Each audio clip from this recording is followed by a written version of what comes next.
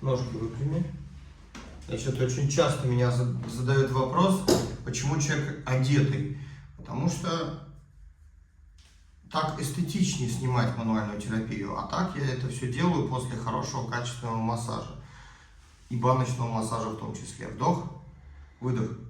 Расслабь вот верхнюю часть, да? Расслабь. Умница. Фу.